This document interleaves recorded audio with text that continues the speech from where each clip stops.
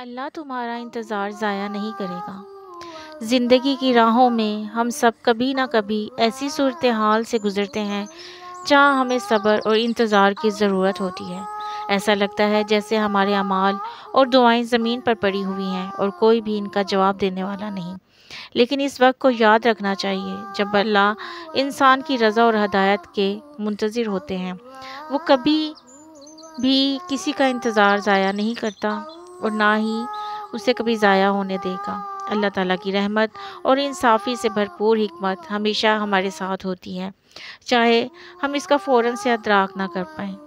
اللہ تمہارا انتظار ضائع نہیں کرے گا ایک ایسی حقیقت ہے جو ہمیں ہر لحظہ یاد رکھنی چاہیے۔ دنیا میں ہر انسان مختلف مراحل سے گزرتا ہے اور بعض اوقات ہم اپنی دعاؤں کا جواب فوری طور پر نہیں پاتے۔ ایسا لگتا ہے کہ گویا ہماری دعائیں بے فائدہ ہیں یا اللہ نے ہمیں نظر انداز کر دیا ہے، مگر حقیقت یہ ہے کہ اللہ کی حکمت ہر ایک کی تقدیر میں ہے اور وہ ہمیں کبھی بھی بے ربط یا ناکام نہیں چھوڑتا۔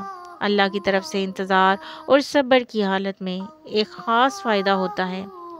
انتظار ہمیں سکون، اطمینان اور عزم سکھاتا ہے اور دوران ہم اپنی دعا کے ذریعے اپنے دل اور روح کو تقویت دیتے ہیں اور اللہ سے قریب ہونے کی کوشش کرتے ہیں۔ اللہ تعالیٰ ہمیں ہر مخلوق کو جانتا ہے اور اس کا ہر عمل ایک خاص مقصد کے تحت ہوتا ہے۔ اگر ہمیں فوری طور پر ہمارے سوالات کا جواب نہیں ملتا تو یہ اس کا مطلب نہیں ہے کہ ہمارا انتظار ضائع ہو رہا ہے،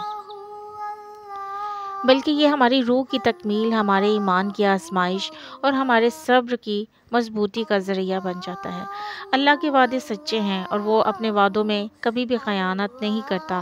قرآن مجید میں فرمایا گیا ہے، جو لوگ صبر کرتے ہیں اللہ ان کو بہترین انعام دیتا ہے۔ سورہ ال عمران۔ اس کا مطلب یہ ہے کہ جو لوگ صبر کرتے ہیں اور اللہ کے فیصلوں پر بھروسہ رکھتے ہیں، اللہ انہیں وہ عطا کرتا ہے جو ان کے لیے بہترین ہوتا ہے، چاہے وہ اس وقت سمجھ میں آئے یا نہ آئے۔ یاد رکھیں، اللہ کی حکمت بے مثال ہے۔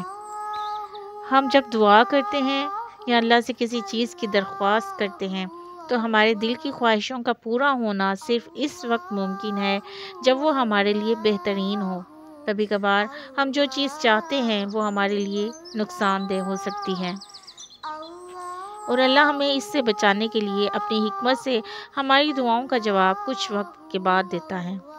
ہمیں یہ بھی سمجھنا چاہیے کہ اللہ کا وعدہ ہمیشہ پورا ہوتا ہے، مگر اس کا طریقہ اور وقت ہمیشہ ہماری سمجھ سے باہر ہوتا ہے۔ کبھی اللہ ہمیں اس امتحان میں ڈالتا ہے تاکہ ہم اپنی ایمانی قوت کو پہچان سکیں، اور کبھی وہ ہمارے دل میں زیادہ محبت اور یقین پیدا کرنے کے لیے ہماری دعاؤں کا جواب بعد میں دیتا ہے۔ یہ حقیقت ہمیں سکون دیتی ہے کہ اگر ہم اللہ کی رضا میں رہتے ہیں اور صبر کرتے ہیں تو ہمارے ہر عمل کا بدلہ ہمیں بہترین طریقے سے ملے گا۔ لہٰذا جب ہم اللہ کے وعدوں پر یقین رکھتے ہیں اور صبر سے انتظار کرتے ہیں تو ہمارا انتظار کبھی بھی ضائع نہیں جاتا۔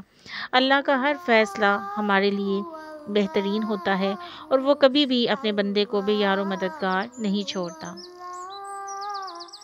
آخر کار اللہ ہمیں وہ چیز دے گا جو ہمارے لیے سب سے زیادہ فائدہ مند ہو، چاہے وہ ہماری دعاؤں کے مطابق ہو یا نہ ہو۔ اور جب ہم اللہ کی رضا کے تحت صبر اور انتظار کرتے ہیں تو وہ ہمیں ایسے انعامات دے گا جو ہماری سوچ سے کہیں زیادہ عظمت رکھتے ہیں۔